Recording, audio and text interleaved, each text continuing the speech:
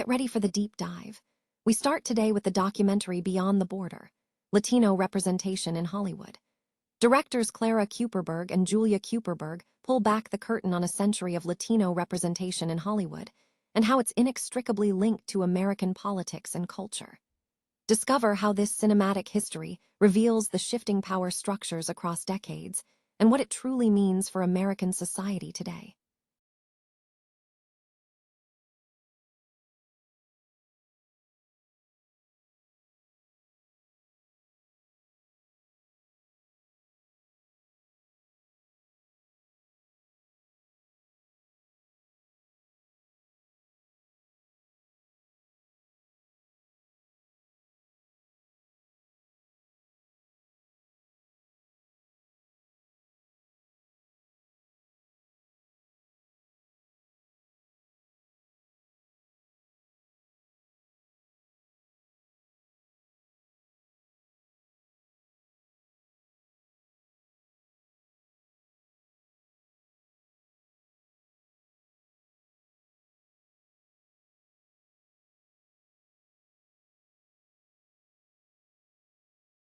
In Walt Disney to the true stories behind iconic engagement rings worn by stars like Marilyn Monroe and Elizabeth Taylor.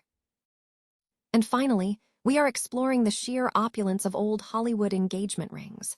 From Elizabeth Taylor's record-setting diamonds to the unique proposals of Frank Sinatra and Roman Polanski, we reveal the dazzling, dramatic jewelry that defined a golden era.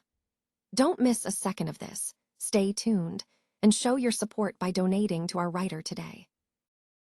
Directors Clara and Julia Kuperberg discuss their new documentary, Beyond the Border, Latino Representation in Hollywood, exploring a century of Latino representation in the industry and its inextricable link to American politics and culture.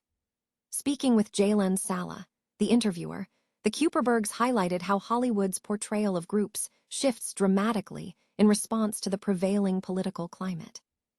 They traced this evolution for Latinos, noting portrayals ranging from villains during the Great Depression and Mexican repatriation policies to more positive, heroic depictions during World War II and later eras. Julia Kuperberg emphasized that this cyclical pattern of representation change is not unique to Latinos, applying to Native Americans, Asian Americans, and African Americans, suggesting that studying Hollywood is fundamentally studying American society, its fears, and its power structures. The Kuperbergs view Hollywood as a powerful propaganda machine deeply tied to government and politics, a dynamic they feel is less pronounced in French cinema, which tends toward verite and art. Clara Kuperberg noted that being outsiders to Hollywood sharpens their analysis, allowing them to view representation through a different political lens. When discussing their research, the directors admitted to watching hundreds of films, repeatedly observing recurring stereotypes such as the narco dealer or the bandit. They made a conscious decision to only interview Latino voices to ensure the films spoke authentically from within the community, recognizing that history is often told by the winners. Julia Kuperberg expressed disappointment regarding the lack of progress, pointing to stagnant statistics. Latino directors or leads still constitute only 3 to 5% of the industry, mirroring the low representation for women. She stressed that while visible changes like actors gaining roles exist, true structural transformation requires people from those communities, executives, directors, and writers, to be shaping the narratives. Regarding Latina women, the Kuperbergs observed that roles remain highly restrictive, often defaulting to archetypes like the sex symbol. They argued that the focus on sexuality is a key limitation that needs to evolve toward greater complexity. Looking ahead, the Kuperbergs are developing a new documentary series focused on the women who shaped Hollywood and a feature on Marilyn Monroe, aiming to move beyond established cliches to explore the craft, political engagement, and complex humanity of figures often reduced to stereotypes. They concluded that while progress is slow and met with backlash, continued work and a commitment to telling stories truthfully are essential for change. Hollywood is buzzing with news, and a recent development involving a stolen bottle of wine has made headlines. 5 months after thieves absconded with a $24,000 bottle of Pinot Noir from a Virginia restaurant, the valuable item has mysteriously reappeared. This development is generating interest in the industry. The news highlights the ongoing coverage provided by the Morning Dispatch, the flagship daily newsletter designed to deliver essential news updates in under 15 minutes. To access the full content, readers are encouraged to become a Dispatch member. The team behind the reporting includes several accomplished journalists. Peter Gattuso, a Morning Dispatch reporter based in Washington, D.C., previously interned at Channel YouTube, National Review, the Cato Institute, and the Competitive Enterprise Institute. Outside of his reporting duties, Gattuso enjoys watching baseball, listening to music on vinyl, and discussing the Jones Act. James P. Sutton, another Morning Dispatch reporter also based in Washington, D.C., brings a background from the University of Oxford, where he earned a master's degree in history. He also has experience teaching high school history in suburban Philadelphia and has interned at National Review and the Foreign Policy Research Institute. In his free time, Sutton is known for playing racket sports, reading history books, and supporting Bay Area sports teams. Leading the Morning Dispatch from London is editor Ross Anderson, who joined the team in 2025 after serving as an editor at The Spectator, a columnist for the New York Sun, and a fellow at the Tablet. Anderson's personal interests include exploring new technology, weightlifting, and spending time with his cat, Teddy. Readers can sign up to start receiving these essential newsletters. A recent piece published by BuzzFeed has tackled a collection of long-held myths from old Hollywood, asserting that many widely believed stories are entirely false. Among the debunked claims is the persistent myth surrounding Walt Disney, specifically the notion that he was cryogenically frozen.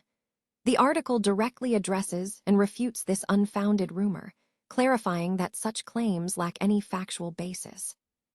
This piece serves as a reminder that popular culture is often filled with misconceptions, and it underscores the importance of verifying historical and biographical facts.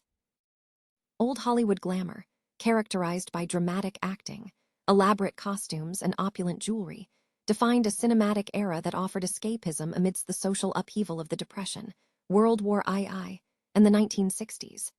This aesthetic permeated the lives of icons like Marilyn Monroe and Elizabeth Taylor, leading to a distinct fashion and jewelry sensibility.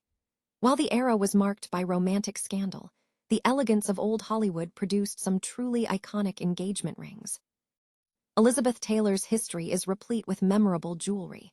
She received a 33.19-carat diamond ring set by Harry Winston from Richard Burton during their first marriage, which was later renamed the Elizabeth Taylor diamond. Another standout was a 29-carat emerald-cut diamond ring from producer Mike Todd, which she nicknamed Ice Skating Rink. Furthermore, Lucille Ball, despite initially wearing a brass ring, eventually adopted a cushion-cut diamond ring, alongside an enormous 40-carat aquamarine ring from Dacey Arnaz. In the royal sphere, Prince Rainier III and Grace Kelly reportedly selected a baguette-flanked 10.48-carat diamond ring while shopping at Cartier, valued at $4.6 million at the time.